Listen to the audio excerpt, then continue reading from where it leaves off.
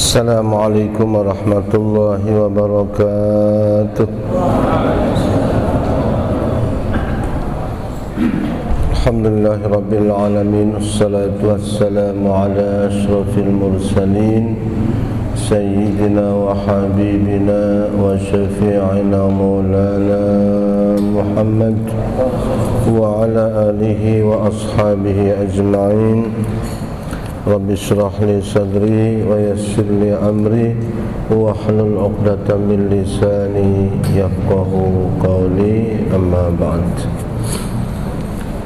Yang saya hormati para asatidzah, Nafila Ustaz Fatani, Ustaz Haji Ustaz Tanjung, Pak Haji Samsuar, dan segenap para sepuh, segenap pengurus, para remaja, hadirin hadirat yang mudah-mudahan kita semuanya senantiasa dapat kemuliaan dan ridha Allah Subhanahu wa taala. Ayat berapa ini? Am kuntum syuhada idh hadar Ya'qub al-maut, ya. Ayat 134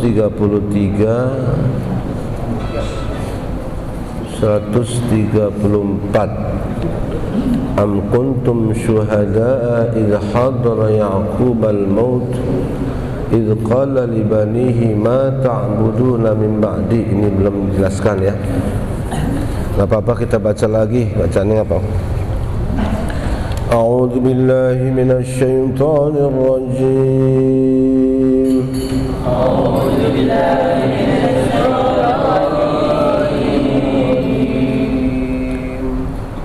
Bismillahirrahmanirrahim.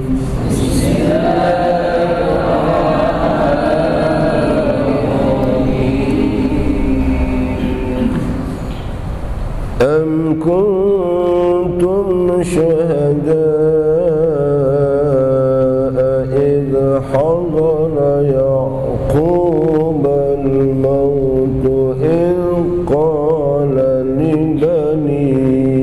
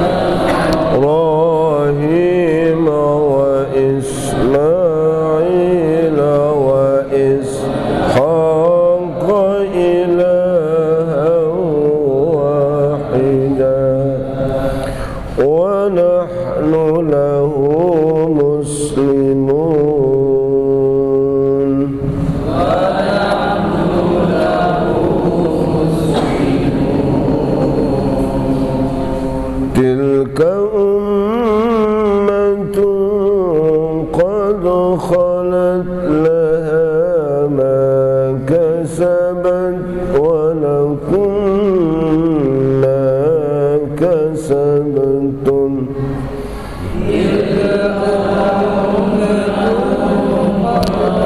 خلت ما كسبت ولكم ما كسبتم ولكم ما كسبتم ولا تسألون عما كانوا يعملون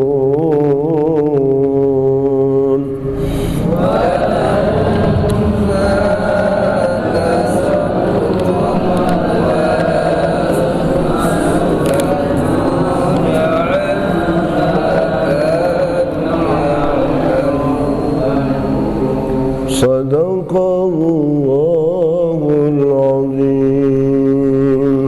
صدق الله العظيم. Iya. Coba baca. Aku berlindung dari godaan syaitan yang terkutuk dengan menyebut nama Allah yang Maha Pengasih lagi Maha Penyayang. Al-Baqarah ayat 133. Apakah kamu menjadi saksi saat maut akan menjemput Yakub ketika dia berkata kepada anak-anaknya, apa yang kamu sembah sepeninggalku? Mereka menjawab, kami akan menyembah Tuhanmu dan Tuhan nenek moyangmu, yaitu Ibrahim, Ismail dan Ishaq, yaitu Tuhan yang Maha Esa, dan kami hanya berserah diri kepadanya. Ayat 134. Itulah umat yang telah lalu, baginya apa yang telah mereka usahakan, dan bagimu apa yang telah kamu usahakan, dan kamu tidak akan diminta pertanggungjawaban tentang apa yang dahulu mereka kerjakan. Maha benar Allah dengan segala firman. Baik, syukran. A'udzu billahi minasyaitonir rajim. Am kuntum syuhada, atau apakah kamu dulu ya syuhada'a, apakah kamu menjadi syuhada'a, saksi-saksi, jamak daripada syahid. Syahid itu jamaknya syuhada. Syahid itu maknanya dua.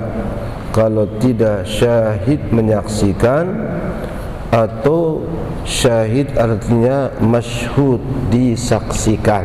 Biasa ini ya, wazan syahid, wazan fa'il, bisa pelaku atau penderita atau objek. Berarti orang yang mati syahid bisa diartikan orang itu menyaksikan segala kenikmatan yang Allah sediakan, ya, yang Allah perlihatkan di saat-saat wafatnya atau kematiannya. Dia menyaksikan. Itu namanya, arti syahid itu berarti menyaksikan. Atau syahid artinya disaksikan. Orang yang mati dalam keadaan syahadah maka akan disaksikan oleh para malaikat, disaksikan oleh semua orang-orang yang saleh. Disyahid itu artinya disaksikan. Nah, di sini syuhada lebih kepada apa? Kepada yang pertama, menyaksikan. Apakah kamu pernah atau menjadi saksi-saksi idh hadara Ya'qub al-mautu, di saat hadir telah datang Ya'qub kepada Nabi Ya'qub al-mautu, kematian. Maksudnya di sini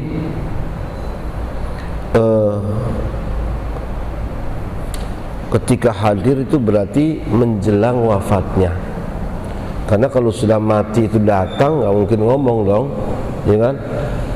Kalau sudah mati dicabut nyawanya, tentu dia tidak akan pernah bisa bicara. Jadi maksudnya adalah ketika saat-saat menjelang wafatnya, kematiannya Nabi Yakub. Itu namanya hadir di situ saat-saat atau menjelang kedatangan apa? Hari kematian. Jadi mati itu adalah bahasa Quran. Jadi kalau tuh Pak Kiai itu mati bahasa Quran. Cuman kalau kita jadi kasar. Biasanya kalau mati itu ayam, kambing, kerbau mati. Tapi kalau Pak Kiai, Pak Ustadz Ajengan mati itu kayaknya nggak sopan kayaknya. Betul nggak? Padahal mati itu bahasa Quran aslinya itu. Idza hadara Yaqubal maut, ya kan? Bukannya idza hadara Yaqubal wafat. Nggak ada wafat itu malah pakai mati. Jadi sebetulnya kata maut, mati itu adalah bahasa Quran. Dan di sini berbeda, ya kan? Kadang kita lebih kepada budaya, pada tradisi. Tapi kalau kita tradisi ini yang sudah biasa itu kayak mati ini lebih kepada yang tidak bernyawa, yang tidak punya otak, seperti binatang, mungkin juga orang yang jahat. Tapi orang-orang yang soleh seperti kiai dan lain sebagainya, kalau disebut mati kayaknya nggak sopan. Tapi padahal itulah memang budaya seperti itu, nggak bisa disalahkan juga. Ya sekarang kalau memang kita mau memulai, ya coba-coba aja. Mau merubah, kita Quran ini kan begitu kan. Dan nanti kalau ustaz mati itu mati udah kali begitu kan. Itu nanti memang harus nanti menghadapi persoalan lagi, ya kan? Karena tarkul adawah, meninggalkan kebiasaan itu menjadi permusuhan. Oleh karena itu hati-hati. Jadi kalau kita mengganti istilah pun juga harus pelan-pelan dulu ya, harus pelan-pelan. Itulah bahasa itu. Jadi yang maksud di sini kematian adalah di saat menjelang datang kematiannya. Berarti belum mati. Berarti ayat ini mengisyaratkan kepada kita sebelum datang wafat.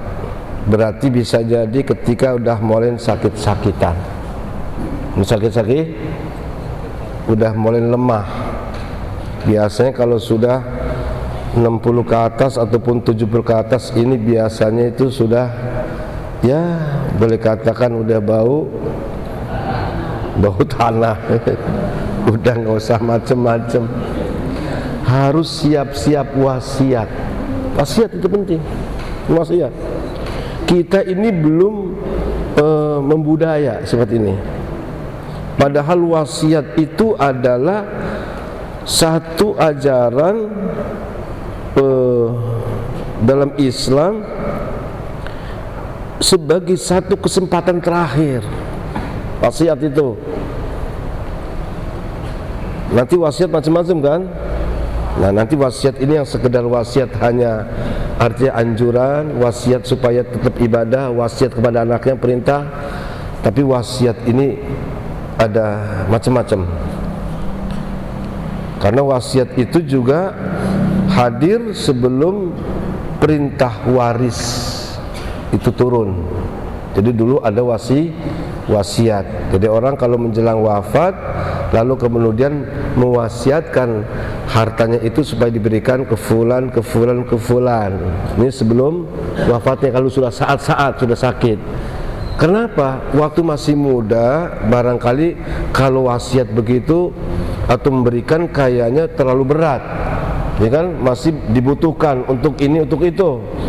Tapi jangan sampai lalu ajal datang dia belum sempat untuk bertabarruk, umpamanya mendermakan hartanya sebagiannya. Setidaknya menjelang tuh sebetulnya tidak harus menunggu tua, karena kita ini biasanya begitu.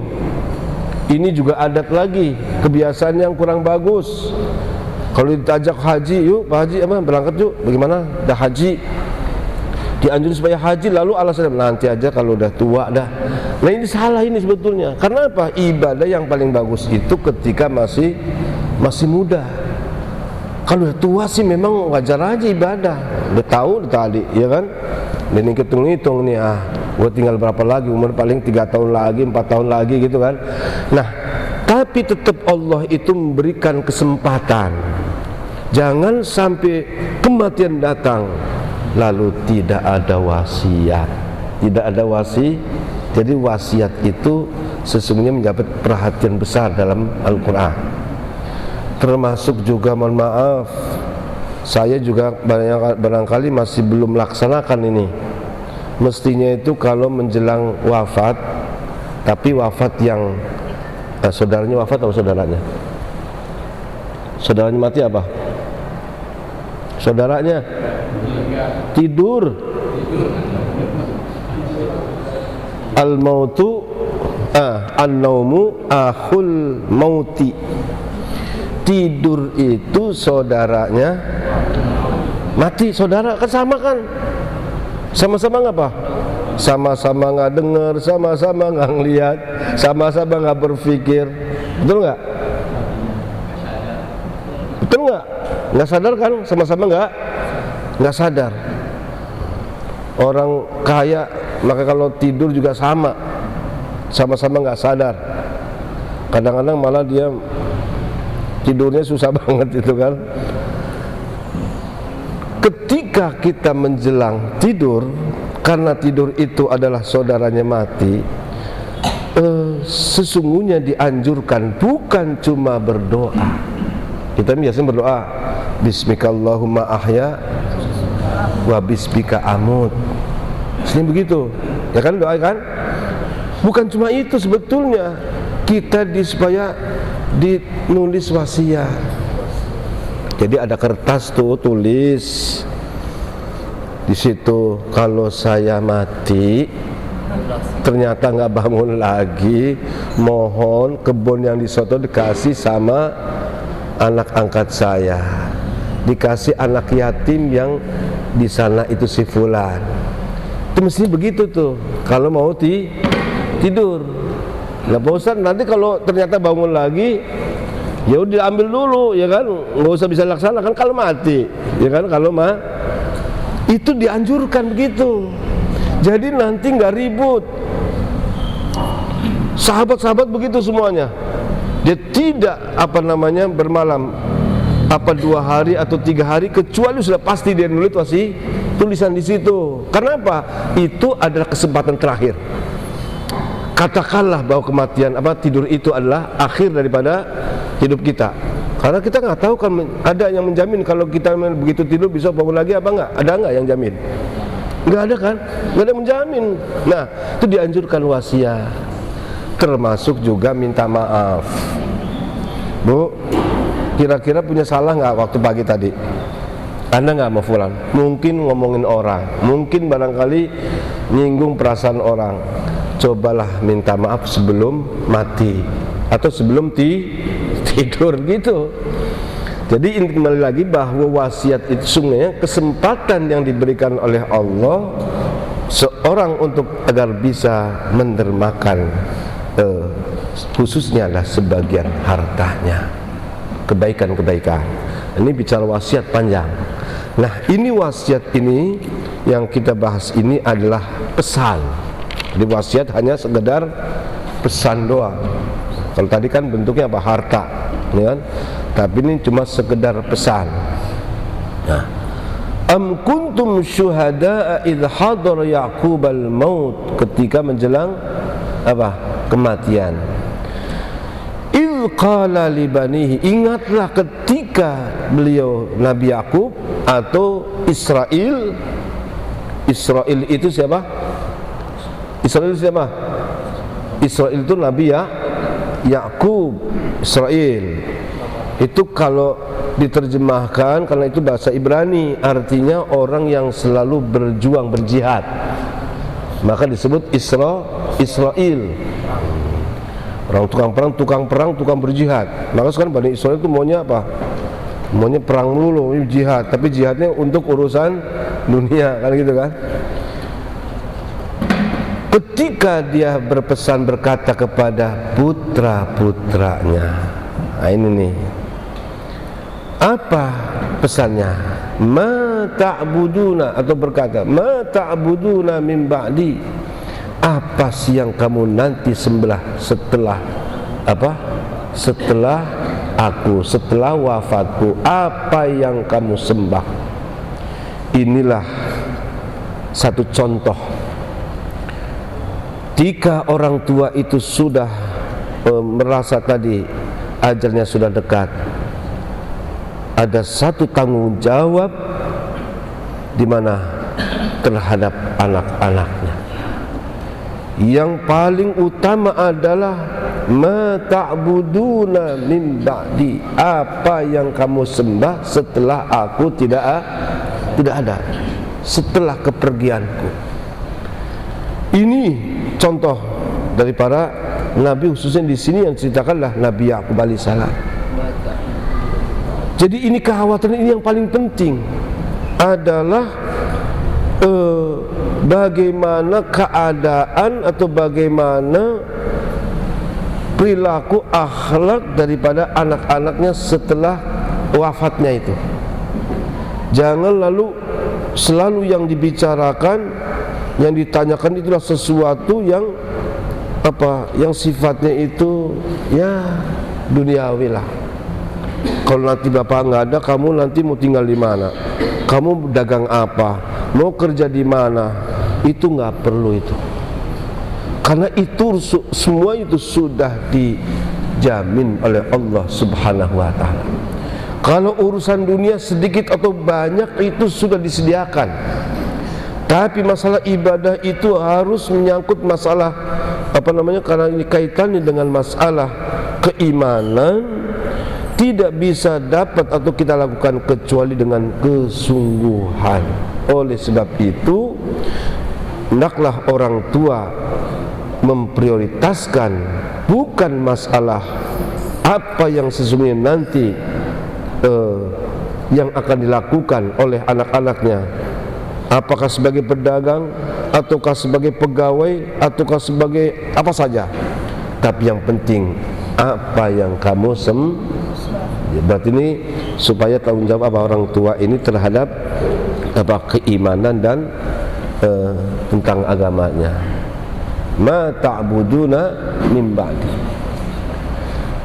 Kemudian mereka menjawab, qalu na'budu ilahaka, kami menyembah Tuhanmu dan Tuhan daripada orang-orang tuamu, yaitu Ibrahim, Ismail, Ishak, ilaha wahida, Tuhan yang satu. Wa nahnu lahu muslimun, dan kami akan pasrah atau berserah diri kepadanya. Jadi dua hal catatan di sini. Yang penting adalah tauhidul ibadah, yaitu menyatukan di dalam ibadah. Ini pertama adalah at-tauhid. Apa? Tauhid, menanamkan keyakinan menyembah kepada apa? Allah Subhanahu wa taala yang maha esa, maha tunggal, ya kan? Baru yang kedua adalah istislam atau muslimun, berpasrah diri. Jadi dua hal, yang pertama menyangkut masalah akidah, yang kedua adalah berserah diri. Ini menjadi pokok di dalam beragama. Intinya jangan sampai orang tua kecolongan kalau anaknya tidak berakidah dan tidak bersyariat. Itu adalah intinya sebetulnya. Ma ta'buduna min ba'di, dijawab apa? Qalu na'budu ilahaka wa ilaha abaika Ibrahim wa Ismail wa Ishaqa ilaha wahidah. Berarti bertauhid, berakidah. Yang kedua, wa nahnu lahu muslimun, kami akan menjadi orang muslim yang selalu berpasrah diri terhadap ketentuan dan hukum-hukumnya. Kan begitu kan? Nah, kalau sudah demikian berarti ini tugas yang paling pokok selesai. Kan gitu kan? Ini yang harus diperhatikan bagi orang tua khususnya, ya. Nah, hadirin dimuliakan Allah Subhanahu wa taala, apa yang dilakukan, yang nasihati oleh Nabi Yakub ini juga dilakukan oleh para nabi terdahulu sama seperti itu.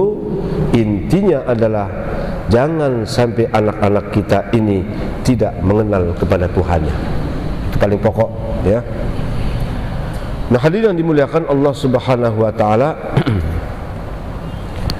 Kemudian lanjut, tilka ummatun qad khalat laha ma kasabat walakum ma kasabtum wala tus'aluna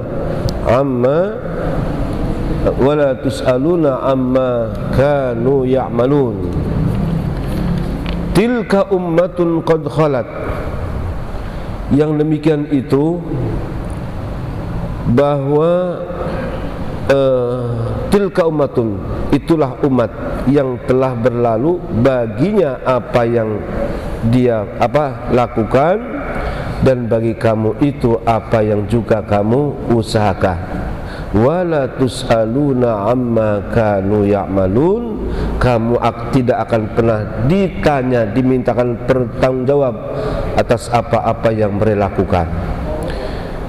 Nah, ayat ini juga sebagai satu hiburan terhadap para utusan Allah, para pengemban daripada amanat risalah, termasuk juga kiai, termasuk juga para ustadz, termasuk juga orang tua terhadap anak. Jadi ketika kita sudah memberikan nasihat, memberikan pelajaran, kita memberikan arahan, telah bahkan berusaha untuk memberikan pendidikan, tapi ternyata anak itu kok tidak melakukan, maka itu bukan urusan kita lagi, ya.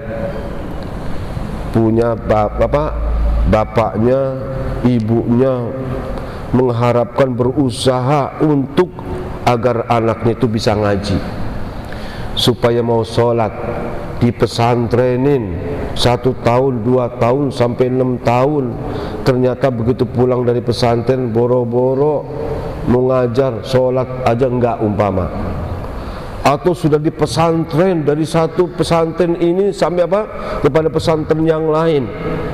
Kadang pindah-pindah terus, 3 bulan pindah, pengen yang lebih, katanya lebih keren, lebih modern, pindah lagi 3 bulan, gak betah. Jadi namanya santri apa itu? Santri kalong. Santri bentar-bentar pindah dari satu pondok ke pondok yang lain. Ibunya, bapaknya sudah mendoakan, sudah segala macam usaha, tapi juga anaknya masih begitu aja. Itu bukan tanggung jawab lagi. Oleh sebab itu, tidak ada kewajiban bagi orang tua untuk menjadikan anaknya itu taat ibadah. Itu nggak ada kewajiban. Kewajiban cukup memerintahkan, mengajarkan, mendidiknya. Setelah itu serahkan kepada Allah, ya kan? Nggak ada kewajiban. Nabi aja nggak bisa kok. Innaka la tahdi man ahbabta walakinallahu yahdi man yasha. Kamu itu tidak akan bisa lalu menunjukkan supaya orang itu dapat petunjuk, dia beriman, dia supaya Islam, dia supaya taat kepada Allah. Nabi sendiri itu nggak bisa begitu, kan? Nabi aja nggak begitu, sekalipun terhadap orang yang kamu cintai.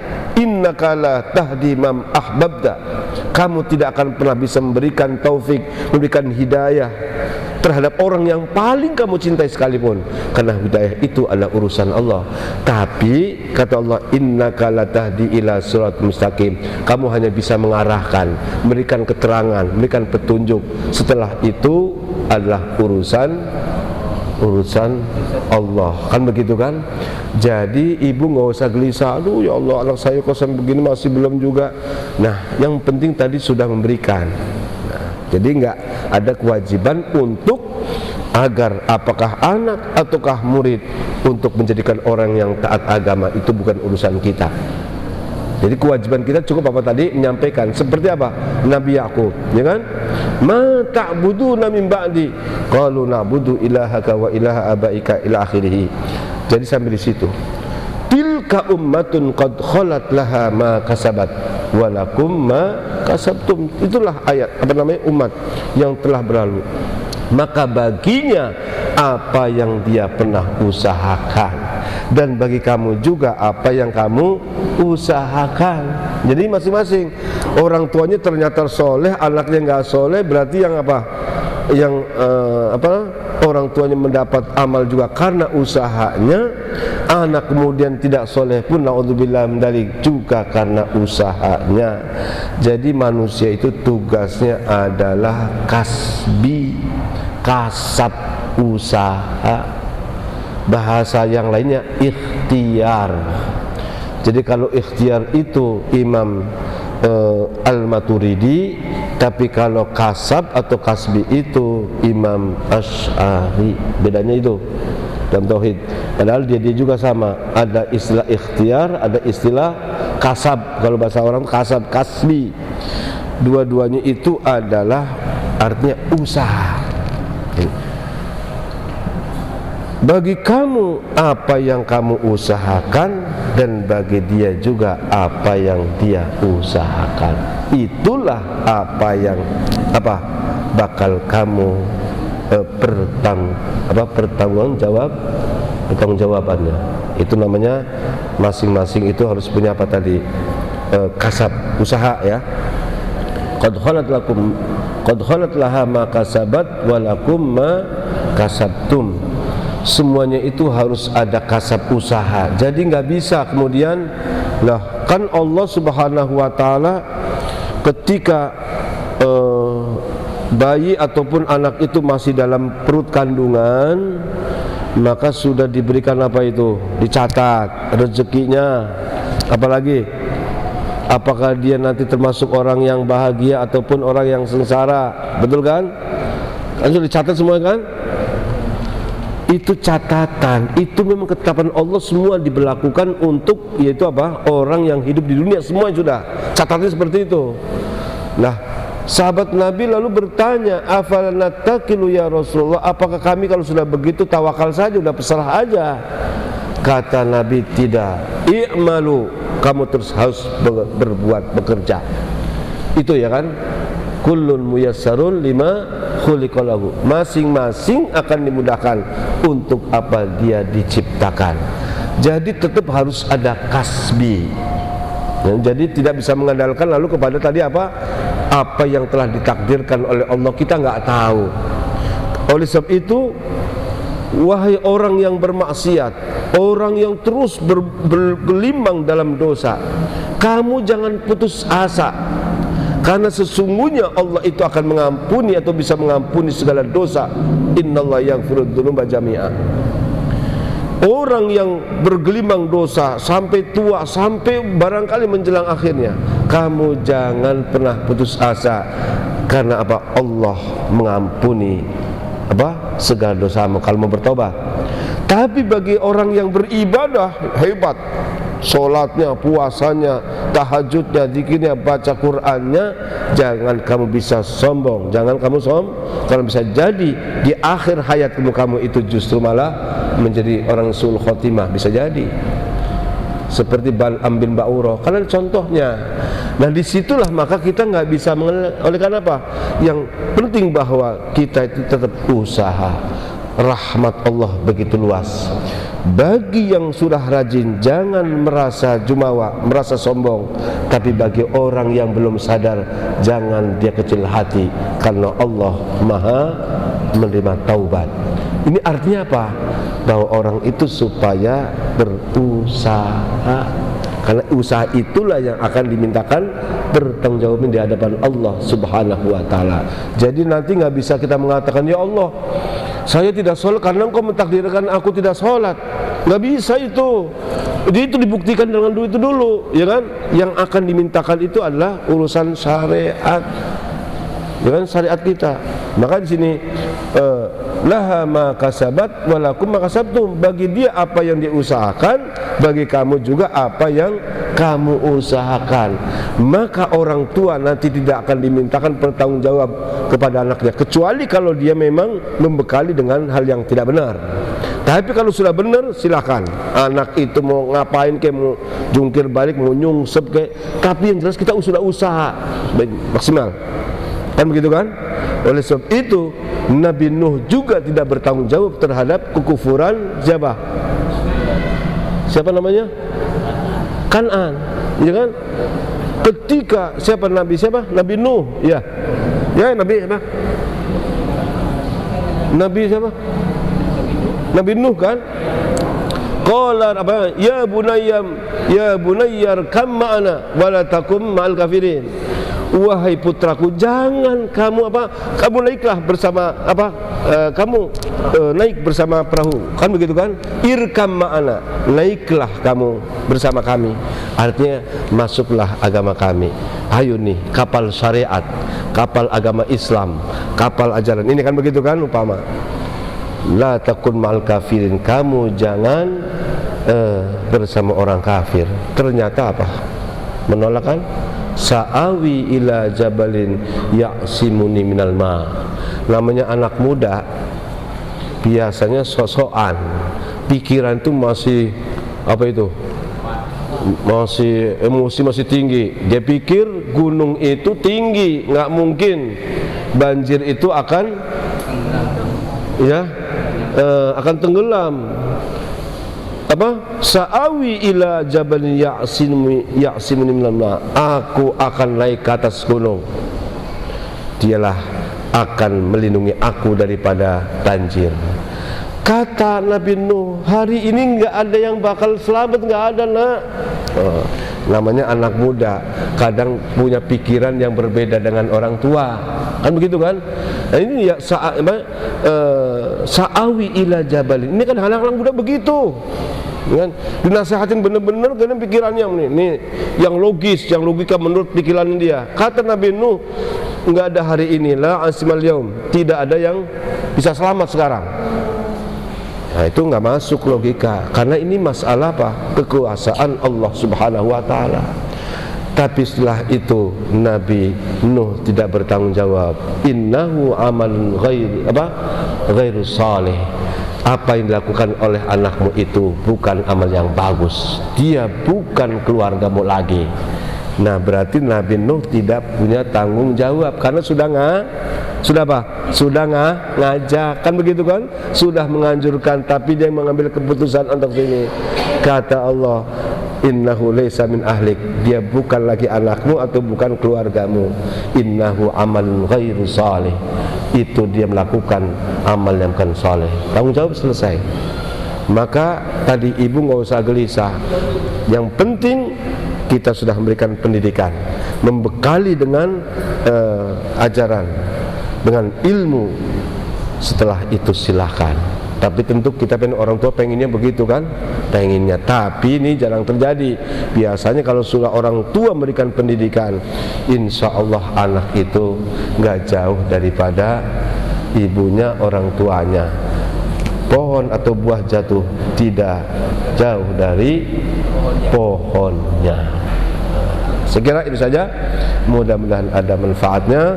Mudah-mudahan kita termasuk orang yang selalu mendapat menerima nasihat dan nasihat yang baik. Amin ya rabbal alamin. Allahumma muwaffiq ila aqwamit thariq. Wassalamualaikum warahmatullahi wabarakatuh.